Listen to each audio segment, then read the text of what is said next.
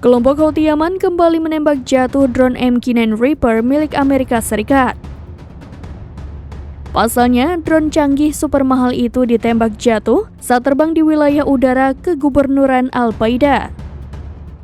Imbas serangan Houthi tersebut, kini Amerika Serikat digadang-gadang rugi hingga 2,5 triliun rupiah. Dilansir dari tribunnews.com, hal itu diungkapkan oleh juru bicara Angkatan Bersenjata Yaman Yahya Sareh pada Selasa 21 Mei 2024. Menurut Yahya Sareh, pasukannya kembali menembak jatuh drone MQ-9 milik Amerika Serikat. Dalam pernyataannya, Yahya Sareh mengungkapkan bahwa serangan ke drone jenis ini sudah kelima kalinya dilakukan. Padahal satu drone jenis itu dibanderol dengan harga lebih dari 499 miliar rupiah.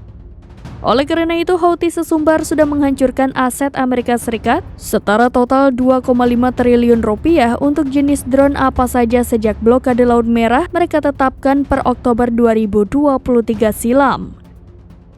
Dalam kesempatan itu, Yahya Sareh juga mengatakan bahwa rentetan serangannya ini dilakukan sebagai bentuk dukungan terhadap warga Gaza.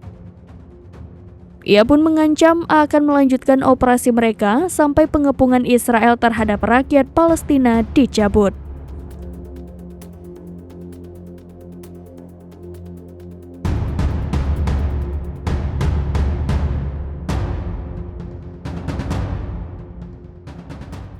Download Tribun X sekarang, menghadirkan lokal menjadi Indonesia.